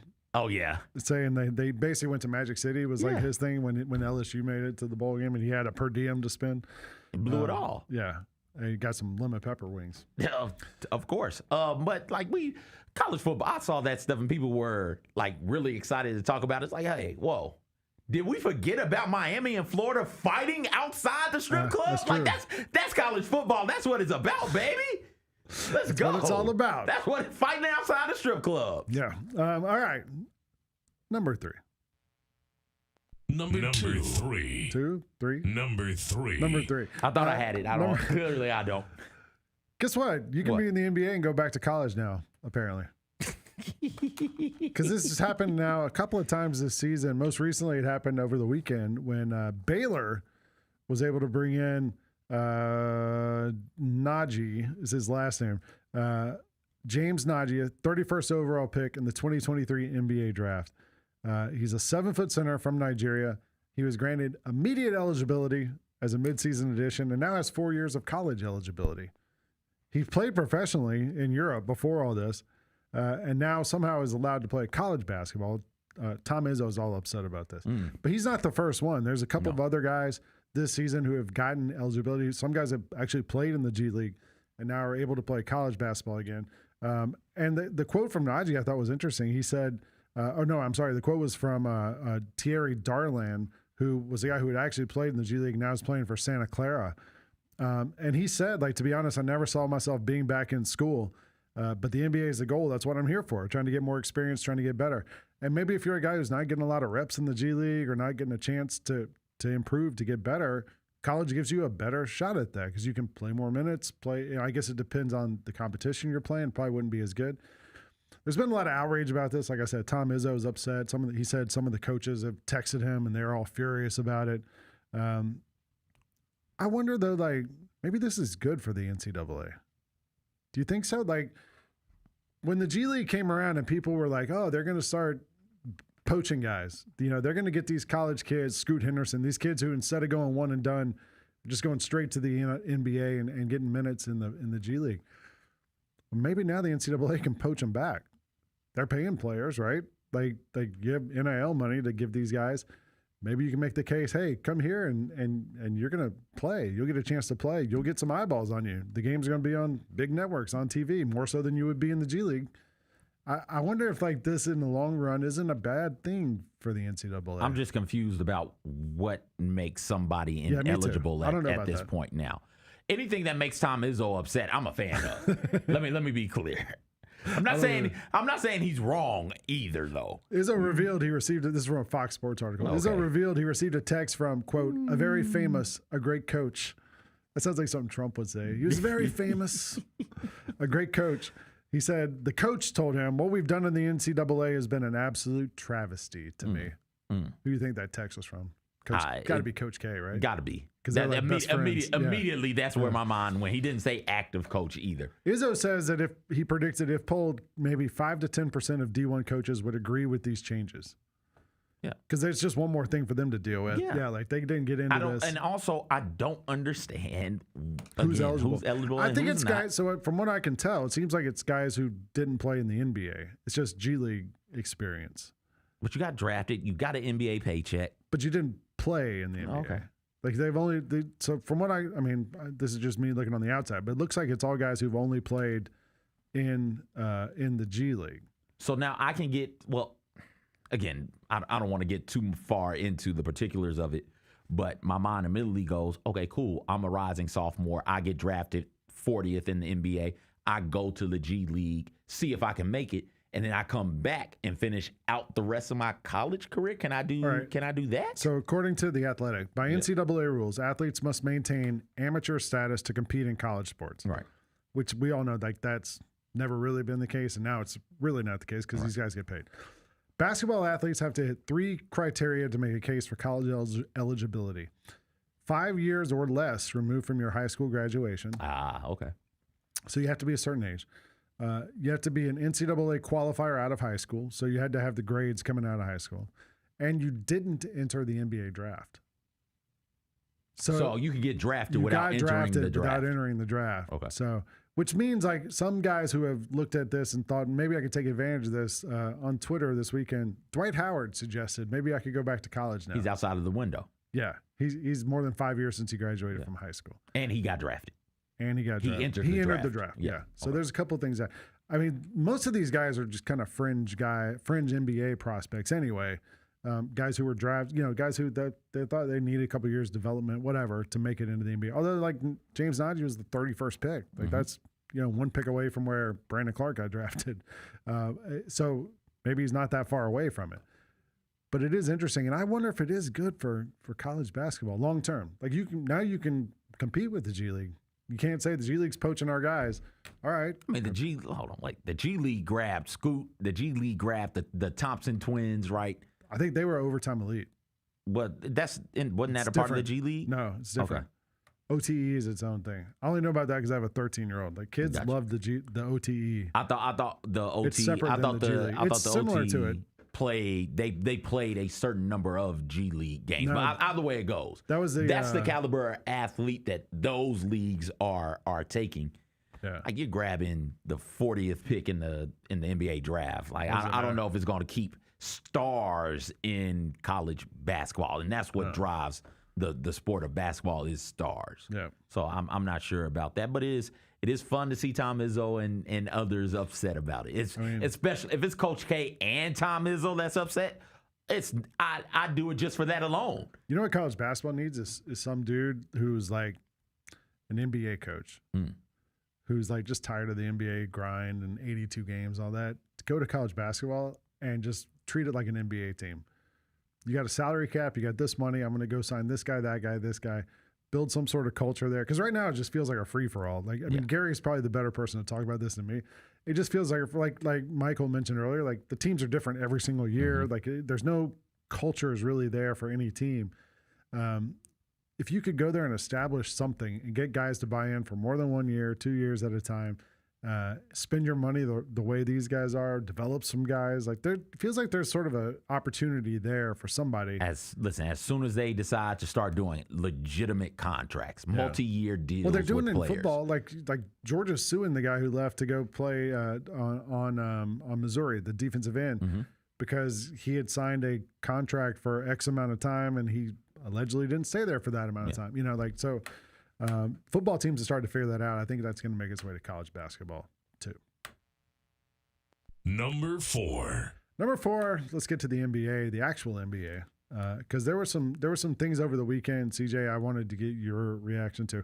Number 1, we had some fighting. Did you see this? We had punches being thrown. There was a punch. Where? A punch landed. Jose Alvarado landed a roundhouse. I forgot about that. Jose Alvarado and Mark Williams got into it this weekend when the Pelicans played the Phoenix Suns. I guess the big surprise here is that a 6-foot guy went right there. Didn't he land that? Yeah, he landed it. That's a good punch. Now, the best part of this whole thing is what are you doing, William? Look at Jordan Poole in the background. I can't stand Jordan Poole, man. Yeah. But look at this. Watch him. He's like, oh. They fighting. I remember when Draymond hit me like that. Alvarado got a 2-game suspension for this. Mark Williams got 1. I mean, I don't understand the difference in this. Like they landing a punch? I guess. That's what it would be. More for landing the punch? Yeah. Mark Williams had some jersey, though. There was jersey being yanked and tugged. You can tug. Yeah. You can't close fist strike somebody. I guess. But listen, I'd say let that slide. I always call this point of the season, the NBA season, the Southwest Airlines point in the season because everybody wants to get away. You're about a month before All-Star. People are starting to get tired of being with each other. They're traveling a lot. You just had the holidays. Nobody got to be home more than like a day. Like the guys are all just a little bit fed up. And you start seeing some cracks develop in some of these things. It's happened historically, right around this time of the season every year. So you're starting to see it a little bit.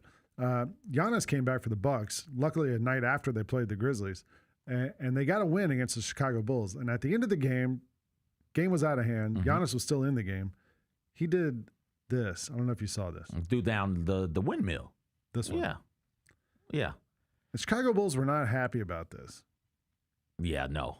And look, if you're so unhappy about it, if you can start it from the very beginning, there's a Bulls player at half court. Sprint back defensively and contest. Sprint back and make him. Yeah, well, let him go in and try and dunk it in. If he goes up, then smack the hell out of him. This is one of the unwritten rules. Man, unwritten rules kiss my ass. Is the clock still? Somebody going? wrote the rule because if we're talking about it, like it's a common. Somebody needs to do a list of the unwritten rules. Somebody needs to write basketball or just in all sports? of them. There's a bunch. Baseball has a ton, but so this is one. This like is you're one of the supposed big to kneel no-nos. down if you don't go for the first down. Football makes sense because you don't. It's a violent sport. You're running around hitting constantly. You don't want somebody to get. But this one's injured. just like not because you're going to get injured. It's just like you don't want to hurt their pride. The other team. Play with pride. Go back there and contest. Go back there and play some damn defense. Have you ever had one of those dust ups? Yeah. At the end of the games? Not at the end of the game. I had them during games. Oh, really? Yeah. But we had one.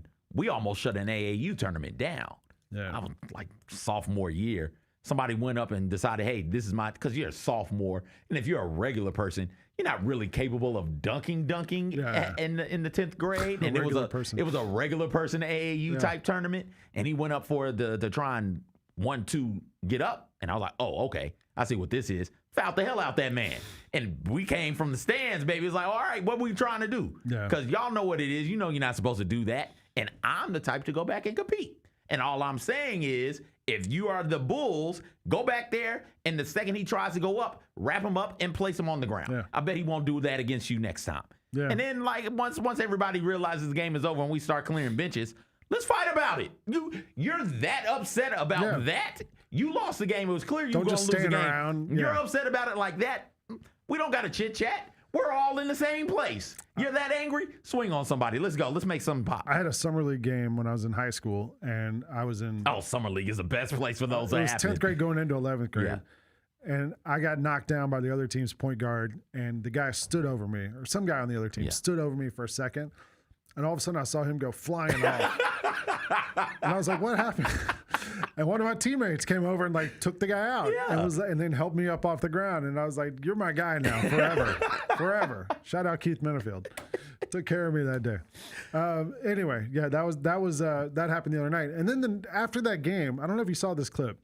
I thought this was kind of interesting. They asked Giannis about staying in Milwaukee. They were like, "Do you want to stay in Milwaukee long term?" Kyra, can we play this clip of Giannis talking about this? If you speak of that, like if you guys keep staying 11th, don't keep winning, that team may not be here. You talked about obviously wanting to win, compete for championships. Do you want to be here if you guys are not able to? I'm here. I'm here. I'm here. Don't ask me that question. I'm here. It's disrespectful towards myself and my teammate. I wear that jersey every single day. Disrespectful towards the organization, my coaching staff, myself, and all the people that work hard for me to come out here and say, I don't want to be here. Don't ask me that question. I'm here. I'm putting on the jersey. And as long as I'm here, I'm going to give everything I have, even in the last second of the game. You know what he didn't say? He didn't say he wanted to be. He didn't say, I want to be in Milwaukee long term. But hey, listen, that's the right answer. Like I'm here. He's like, don't ask me that question. I'm here. I put on the jersey. I'm trying, man. I'm here. I thought that was great. That was like, Giannis gives such good answers to things because a lot of times he's just honest and he doesn't try to dance around it. That one, he tried to dance around it a little bit. Yeah. So, I don't know. It didn't make me think Giannis wants to be there long term. Last one, just worth noting. Number 5. Wait, last one. 4. Oh, we're still on 4. My fault. Number 4. Jaylen Brown. Did you see he had another 30-point game, 9 in a row now. Oh, wow. The last Celtics player to have 9 straight 30-point games, Larry Bird. Celtics are 18-12 now. Mm-hmm. Like they're 19-12. They're good, even without Jason Tatum. And with that, we all thought Jaylen Brown couldn't use his left hand, but turns out he's a pretty good player all around. And he's been carrying this team. The other night he had 24 points. They're about to take him out of the game. They had the replacement waiting at the table. The game was over. He hits a 3, comes down, hit another 3, gets to 30, and then they clock stopped. He came out of the game. So it's been a little luck here too. But Jaylen Brown's got a shot at making it 10 straight games with 30 points. The Celtics are good without Tatum. I told they're not great. They're not elite. They're not championship contending. No, but they're really good. They're good for enough the Eastern to get Conference. they're good enough to get to the playoffs. Maybe win a series. I have a buddy who's a magazine writer and writes like profiles of people. And I texted him and I was like, somebody should really do like a Joe Mazzulla deep dive because that guy seems like a maniac. He's wow. Yeah, but like, wouldn't you love to read like a long story about him? Like, what is he really like? Is he just like that? I think that's what he's really like. Maybe he is. I think that's what he's really like. I don't know. Like, does he really watch The Town every day? I don't think so. He said he does. He said he watched that movie, The Town, every day, and I don't believe that. Would you be surprised if he did though? I just don't know. Where do you have time to watch a 2-hour movie every single day? If you're the coach of an NBA team, I don't know, man. You got to watch film. You got to like, is it on in the background while you're watching film? Like, I don't know. That's a lot to get to. Anyway, all right, number 5. Number 5. There's nothing better than mascots playing football.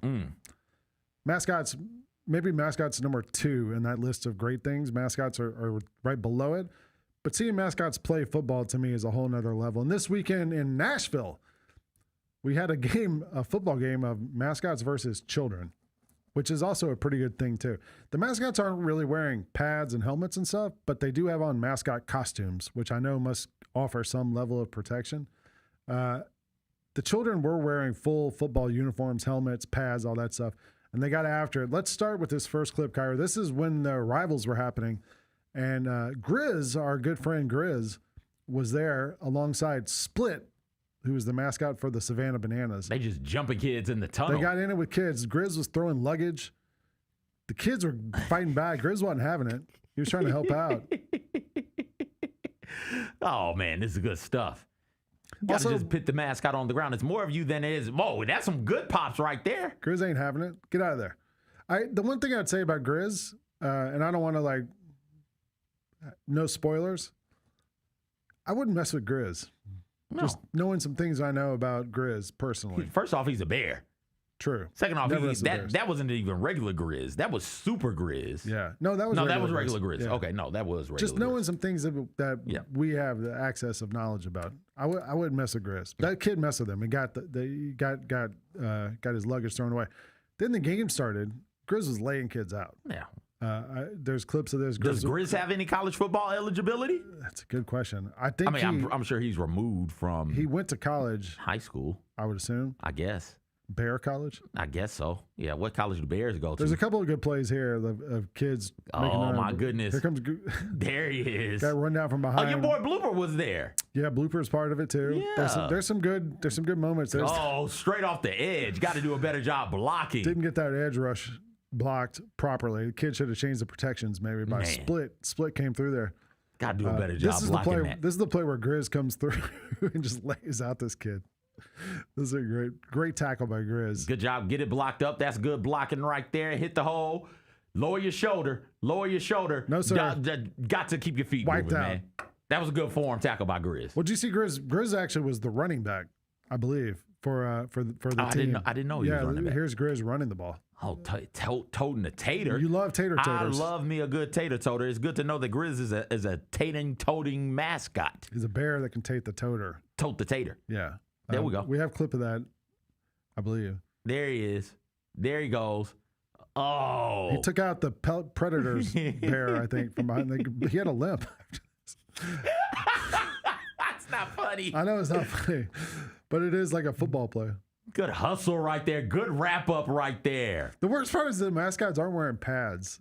Like they're fluffy. They're okay. I mean, yeah, you but got fluff bears is not, and raccoons. And, yeah, but those dudes have like the kids have like helmets and like plastic and things. They got like a layer of fuzz. What's Blooper? We don't know, but here's Blooper going wild during the game. Here's a clip of my guy Blooper, the Braves mascot, who has one of my favorite Twitter accounts. He gets real spicy on the Twitter. Is it Look at these stiff arms. Boom, have a seat. I'm Derrick Henry out here. Boom. And then he gets taken down. That raccoon came over and tried to help out. The Titans mascot? Yeah. Just stiff arm him, Derrick Henry style. Let's go. I think we should do this at halftime of a Grizzlies game. Play football in arena? Yeah, arena football, halftime. All right. Just roll out like a carpet and have them go at it. Just like children getting tackled by grown men and mascots. I mean, those are mascots. Sorry.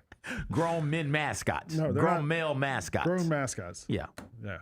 All right. Let's take one more break. We'll get back here. We'll get you out of here with GP's Carryout. You're watching the Gary Parrish Show on Grind City Media.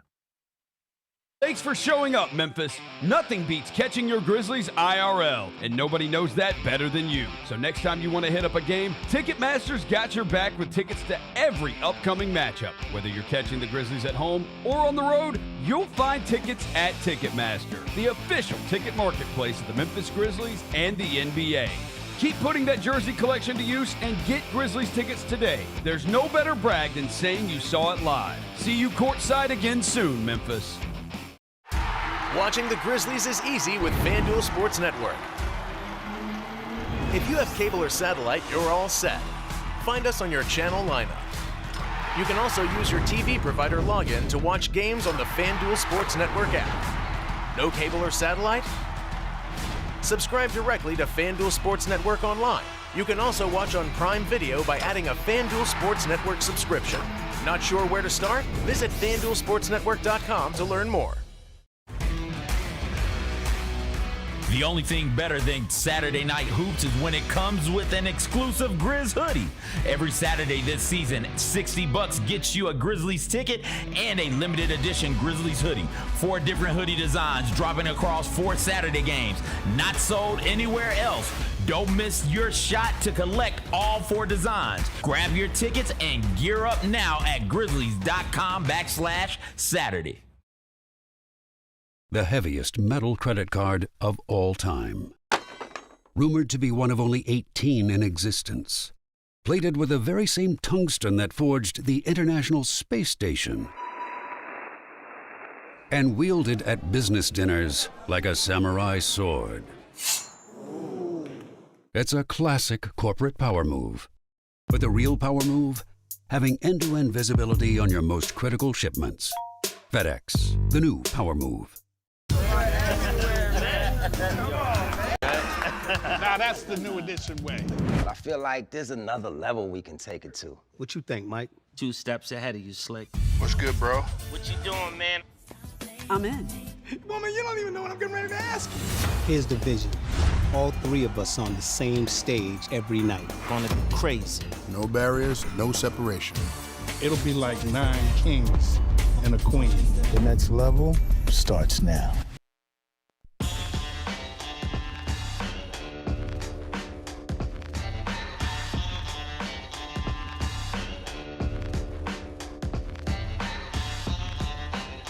Welcome back to the Gary Parrish Show here on Grind City Media. Lang Whitaker sitting in for GP. CJ Hurd here alongside me, Kyra on the wheels of steel. And it's time to get you out of here with GP's Carryout.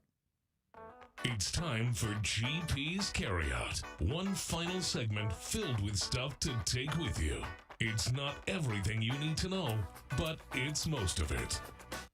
Oh, no. What happened? Lang, I hit the wrong button. What did we miss today? Well, the music, we missed the music, which the music's supposed to play the whole time. It'll come back. The music plays the whole time. I have to fast forward. It's all good. What did we miss today? Is there anything we didn't get to today, CJ? I think we got to like pretty much everything. I was trying to make sure we covered everything. We got to NFL. We got to the college football. I guess maybe the only story we didn't get to, I was going to try to get to it with Michael Eaves. I didn't, was that the Falcons apparently are talking to Matt Ryan about coming back. To do what? We don't know. It's some sort of like front office role. Like they said it was, Jay Glazer reported it on Fox yesterday that it's a significant job with the Falcons. And the Falcons have been a disappointment this year, haven't been in the playoffs in 8 years. A lot of people are ready for coach to get fired, GM to get fired. I don't know if Matt Ryan is just like Arthur Blank's way of saying like, hey, we're going to keep these guys another year. Yeah, we're going to bring in a good football mind to think about it. If I'm Matt Ryan, like, I don't know if I want to come in, like Terry Fontenot is the Falcons GM. Do you want to come in and work with the guy who ran you out of town basically and was going to bring in Deshaun Watson? Remember? Like that was like the public kind of storyline, the way that worked out. So also like, I think there's a lot to be said for making changes in football operations, all that stuff. Like it's really hard to be a football GM. Yeah. Especially coming from being an analyst for CBS and a podcaster, like whatever Matt Ryan's doing these days. Like, I don't know if you can just step in and do that without having like all that infrastructure and doing all that stuff. But I don't know. I thought that was kind of interesting. We didn't talk about Kyle Whittingham either. Give me a grade A through F on that hire for Michigan. A+. You really think so? A+, considering how it all starts. It's December and you're looking for a coach, and you go out there and grab Whittingham, who is a consistent 9-win type coach, 10-win type coach, somebody who toasts the tater, plays good defense. He plays Michigan-style football. He coaches Michigan-style football. So getting somebody like that of that caliber, a former head coach at a power conference, and by former I mean as recently as this year, he just stepped down there, and it appears that he stepped down because they wanted the coach in waiting. They didn't want to lose him. And how many times have we seen a coach in waiting get lost because the coach stayed a bit too long? So it wasn't like he was bad and that's what led to him being fired.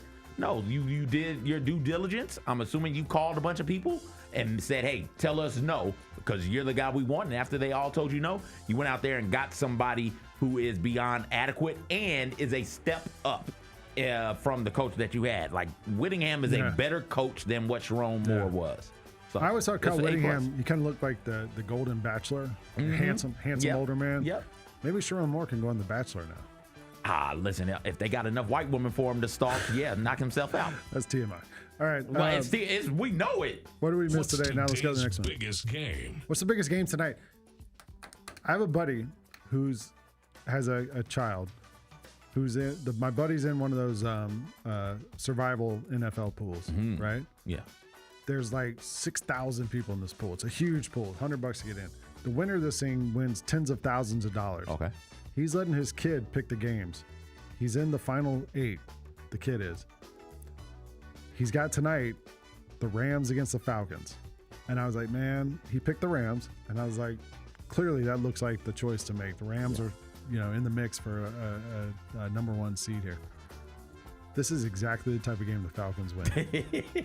I've seen it over and over throughout my life. You count them out. And actually right now, like, they're kind of healthy. Everyone's good. Bijan Robinson's been amazing. The game's on Monday Night Football, which they tend to play better in these games that are on national television. I would not be shocked if the Falcons get a win tonight against the Rams. And it doesn't matter if they cover now. It's just, can they win the game? So that, to me, is the biggest game tonight, Rams and the Falcons on Monday Night Football. There's also on Peacock, and it's on regular NBC, Cavs at Spurs. So you get a chance to see Wemby on national TV, which the Spurs are playing great right now. So, what are we watching on TV? So we have been plowing our way through Stranger Things. My child is 13 and never seen it. For the last month, we've been watching like one episode a night, and we finally caught up. We caught up season 5. We watched the whole thing. Have you watched Stranger Things? No, I'm not interested. Yeah, it's great. You'd love it. I know the kind of stuff you're into. It's sort of like the Goonies. Yeah, more than it is, but it's also got this whole sci-fi thing. Gotcha. It's great. You'd like it. But we finally caught up to that. The other show my wife and I have been watching is Pluribus. Okay. Have you seen that one on Apple TV? No, I'm not interested in that one. It's a guy from Breaking Bad. Okay. It's his new show. Yeah. And it's about a woman living on Earth, and like some sort of virus infects all the population except for 12 people. Gotcha.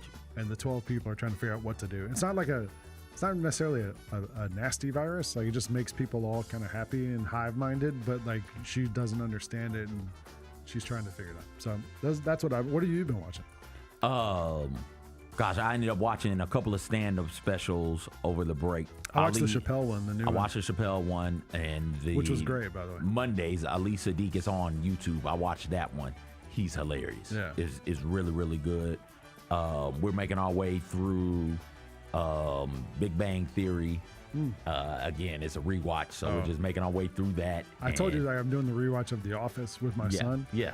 Last night we watched one. It was late. It's like 11 something. He doesn't have school this week, so we were up late. And he goes, "Can we watch one more?" And I saw the next episode, Scott's Tots. Oh my God, what a great episode! And so I was like, "Bro, like we are tired. We should go to sleep. We're gonna watch this one." And I was like, "Just so you know," I was like, "So much of the show is cringeworthy. This might be the cringiest episode of the whole thing. This is so hard to watch." It is a top 5 episode, though. Mr. Scott, what's he gonna do to make our dreams come true? Oh my gosh, we watched it last night, and we were both like, "Oh, there's so many moments where you remember, like he's like, I can't pay for you to go to college, but if you can go to college, you'll need a computer, you'll need a laptop, so I got you laptop batteries." Yes. Yes. The one kid's like, "Can you do anything?" He goes, "I can get you an extra battery." Some people didn't take it. Such a good show. All right. Let's go to the next one. What do we got to read? What's the best thing we've read? You read anything good?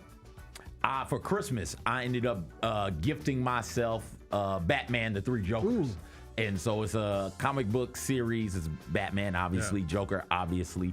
But we find out that there are 3 different Jokers: the comedian, the criminal, and the clown. And so all 3 Jokers have 3 very different personalities, and it's Batman, and it's Barbara, and it's whichever Robin got killed by the Joker. Why am I blanking? It's not Dick Grayson. It's not Damon. Jason. And so it's those 3 trying to stop these 3 Jokers from committing all types of heinous stuff. It was really good read. I really enjoyed it. I thought the themes that they touched on was great as well. A nice little twist there at the end of it also. So that was the best thing I read over the course of the break. I'm still making my way through these books. Michael Connelly writes these like detective books about this guy from the LAPD, and I'm just every night I read like a chapter and then go to sleep. They're great. They're really good. What's on tap for tomorrow? What's on tap for tomorrow? Well, allegedly we're doing all our regular shows tomorrow on Grind City Media. We're gonna talk to the people about that. We might be able to do one mega show. See about that. One holiday mega show. Let's do it. CJ will be back with Jessica. Big Bad Bennett's back here tomorrow. Maybe. I'm trying to get the Maybe homie not. to take we want off. Bennett to take a day off. Yeah, take Bennett. But he's saying that he has to work the game, so it's fine. Yeah, there is a Grizzlies game tomorrow night. Yeah. Grizzlies are here at home against the Philadelphia 76ers. Get your tickets. Get your tickets. Come down. You get the lunch great box. lunchbox. Let me see it from the back. That's the Batman. Call 12. Yep. And then on this side, you get the Jaren Jackson Block Panther, who's been looking like the Block Panther lately. He had 4 blocks last night. He had 5 the game before? Game before, yeah. He's been getting back to it. So that's all we got for you today. So for Kyra, for CJ, I'm Lang. See you back here tomorrow on Grind City Media on some way or another. Appreciate you hanging out with us.